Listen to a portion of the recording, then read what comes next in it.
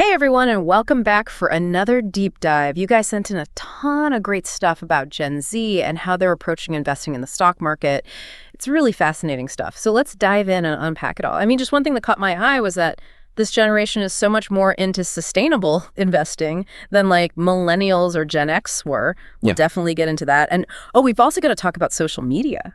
Like, how is it impacting their decisions, both the good and the bad? You know what I mean? Yeah, for sure. It really is a whole different world. We're not just talking about like teenagers messing around with apps or anything. Gen Z's coming at this with such a different perspective than we've seen before. Totally. And I think we have to consider like their whole financial situation is different too, right? I mean, they grew up with the 2008 crisis and then rode the COVID market roller coaster. Exactly. Talk about formative experiences, right? You know, that had to impact their worldview, seeing how fragile things can be. Makes sense. They're more aware of risk, but at the same time, they're also super resilient. Yeah, you hit the nail on the head. All the research you sent over really points to that they're very aware of risk, but they're not shying away from the market or anything. They're like embracing new technologies and strategies. Oh, those investment apps? Yeah, those things are everywhere now. Completely changed the game. Now anyone can start investing.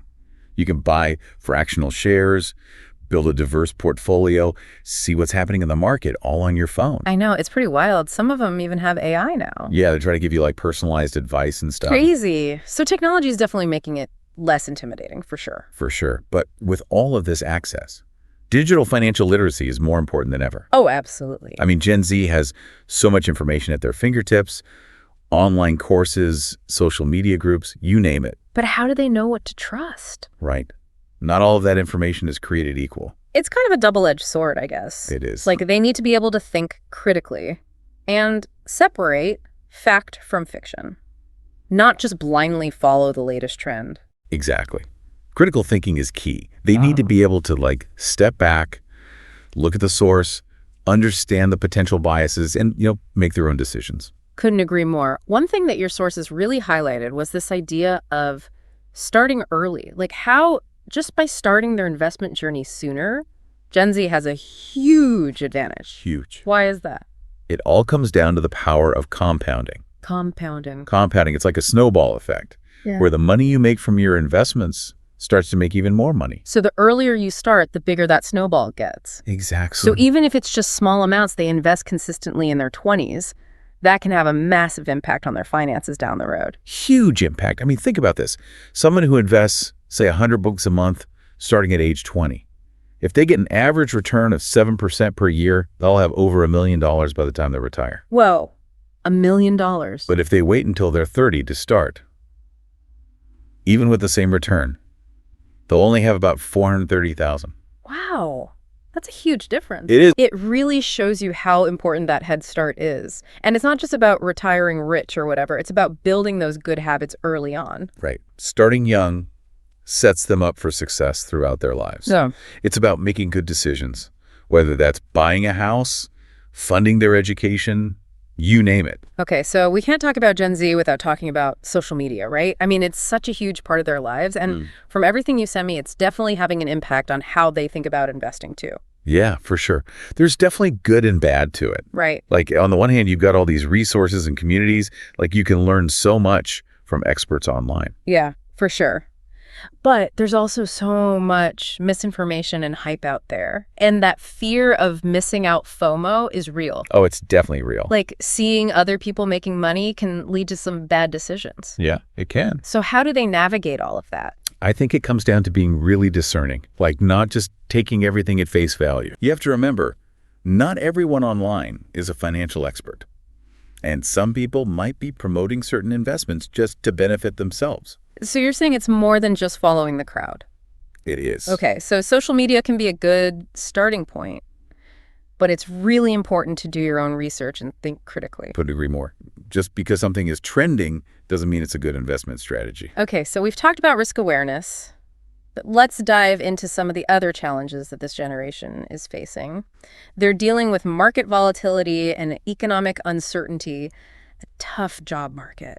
Yeah. They're trying to figure out their finances on top of all of that. Right. And all of that is impacting their investment decisions. Yeah. I mean, the market going up and down can be pretty scary. Especially for new investors. Right. And when the economy is uncertain, it's hard to know what to do. Totally. Plus, they're coming out of college with all this student loan debt. Yeah, and a lot of them are working in the gig economy, which doesn't always have the best benefits. It's a lot to juggle. It is a very complex landscape to navigate. But despite all of that, they have some incredible opportunities to really shape the future of investing. They do. And we're going to dive into those opportunities when we come back for part 2 of this deep dive. All right, so welcome back to our deep dive into Gen Z and how they're changing the world of investing.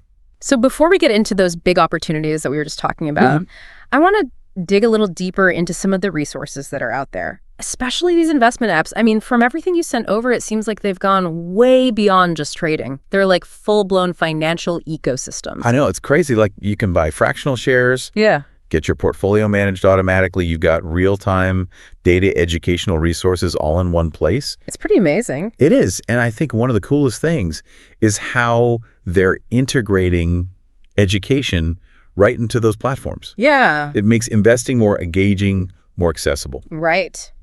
And that really resonates with Gen Z. I mean, this is a generation that grew up with on-demand everything. They're used to interactive experiences. So it's like they've taken all the intimidation out of investing, but without sacrificing the need for people to actually, make informed decisions. Exactly. And it's easier than ever to get started. Right. A lot of these apps have really low minimums or no minimums at all.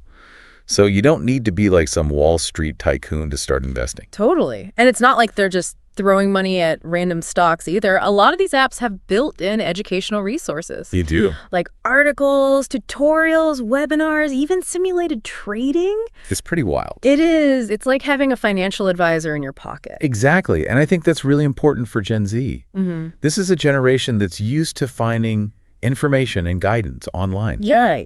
They want to learn at their own pace in a way that works for them. Makes sense. I mean, who wants to sit down and read a textbook about investing? Right. Or just blindly trust whatever their parent's financial advisor tells them? They want to learn from sources they trust and in a way that fits their lifestyle. Absolutely. Yeah. I think by making financial literacy more engaging, you're way more likely to get young people to actually take the time to learn and make good decisions. So we've talked about the apps, but let's not forget about the importance of, good old-fashioned financial education too. Yeah. Like beyond just using the apps. Oh, for sure. Those apps are great starting points. But it's so important for young investors to really understand the fundamentals. Yeah. Like the core concepts and principles of finance. Right. And luckily, they have more resources available to them than ever before. Yeah, that's true.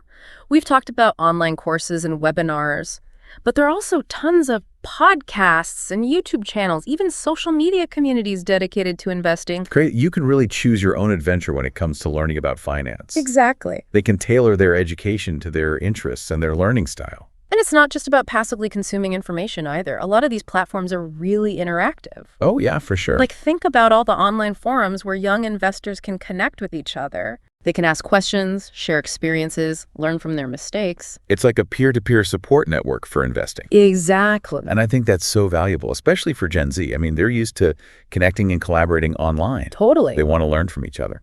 And it helps them stay motivated and accountable, too. For sure. Like, when you're surrounded by other people who are on the same journey, you're more likely to stick with it. It's like having a workout buddy for your finances. I like that. Speaking of motivation and goals, I think it's really important for young people to set realistic financial objectives. Oh, totally. It's easy to get caught up in the hype and dream about getting rich quick. But that's not how investing works. Right. Setting realistic, achievable goals is crucial. Yeah, if you set your expectations too high, you're just going to get disappointed. Exactly. And it's important to remember that investing is a long game. Long game for sure. It's about building a solid foundation for your financial future. Not about making a quick buck. Right. It takes time, patience, and discipline. And I think it's also about knowing your risk tolerance and really understanding your financial goals. Absolutely. Like, what are you actually trying to achieve with your investments? Right. Are you saving for retirement, a down payment on a house, starting a business? And how much risk are you comfortable taking? Exactly. Those are questions that every investor needs to ask themselves, no matter how old they are or how much experience they have. Right. And the answers are probably going to change over time. Oh, for sure. As your life changes, your goals and your risk tolerance will probably change too. So it's not just about setting it and forgetting it. Right. It's an ongoing process. You got to stay engaged and adjust your plan as you go. Exactly. And that's where professional guidance can be really helpful. Oh, for sure. Like, I know we've talked about all the online resources. Right. But sometimes you just need to talk to a human, Yeah. someone who can give you personalized advice. Especially when it comes to big decisions like retirement planning or estate planning. Exactly. Hmm. There's no shame in seeking professional help. I agree. Sometimes it's the smartest thing you can do.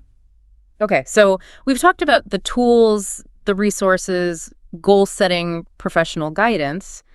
But what about the emotional side of investing? Because it's not just numbers and spreadsheets, right? Oh, yeah, it's a very emotional thing. Like, you got to manage your emotions, Absolutely. especially when the market is going crazy. Right. It can feel like a roller coaster. It can, and it's easy to let fear or greed or FOMO get the best of you. It is, especially with all the news headlines and social media posts about market swings. Right. It can make anyone's head spin. So how do you develop that strong mental game for investing? That's a great question. Well, I think a big part of it is recognizing that investing is a long-term thing. Yeah. Like those short-term ups and downs. They're normal. Yeah. They shouldn't like completely derail your overall plan. Okay, so don't panic when the market dips. Exactly. And it's also about being self-aware, like knowing your own biases and emotional triggers. Right. So that you can like pause before you react impulsively. So basically take a step back, breathe, and try to make decisions based on logic, not fear or FOMO. Exactly. It's like building a muscle. The more you practice making those rational decisions, the easier it becomes to ride out those emotional waves. Makes sense, like a mindful approach to investing, Right. focusing on your long-term goals and not getting caught up in all the noise. Totally. And remember, it's okay to ask for help. Right. Sometimes talking to a financial advisor can really help, especially when you're feeling overwhelmed. Good point. It's not a sign of weakness or anything. It's actually a sign of strength, like you're taking your financial well-being seriously. Okay, so we've talked about the challenges, the resources, the mindset. But I want to zoom out a little bit and talk about the bigger picture. Like, how are Gen Z's values and priorities shaping the future of investing? Yeah, that's where things get really interesting. Right. We've already talked about their focus on sustainability and making a positive impact. Right. This isn't just about making money for them. It's about making a difference. And we're already seeing this in the rise of ESG investing, where investors are looking at environmental, social, and governance factors. Exactly. It's not just about profits anymore. Right. It's about purpose. And Gen Z is really leading the charge on this. They're demanding transparency from companies. They're holding them accountable. And they're putting their money where their mouth is, investing in businesses that align with their values. Exactly. So they're not just participating in the market, they're actively shaping it. I think so. What kind of impact do you think this will have on the future of investing? Well, I think we're seeing a pretty fundamental shift. Okay. It's not going to be enough for companies to just focus on financial performance anymore. Right. They're going to have to prove that they're good corporate citizens, Mm-hmm. that they care about the environment and social issues. Yeah. Like their impact on the world is going to matter just as much as their profits. So it's like we're moving towards a more holistic definition of success, Exactly. where a company's value is measured by more than just its bottom line. And I think Gen Z is driving that shift. I agree. They're not afraid to use their wallets to support the things they believe in. It's pretty inspiring, honestly. Like, they're showing that you can do well and do good at the same time. I think so too. Okay, well, as we wrap up this deep dive, let's leave our listeners with something to think about. Given everything we've talked about today, how will your investment choices shape the world? What kind of future do you want to be a part of? It's a great question. And it's something we all need to consider. Absolutely. Investing isn't just about personal gain. It's an opportunity to make real difference. Well said. All right, well, that's all the time we have for today. We hope you enjoyed this deep dive into the world of Gen Z and investing. It was a pleasure. Remember, knowledge is power. The more informed you are, the better decisions you can make. So keep learning, keep exploring, and happy investing.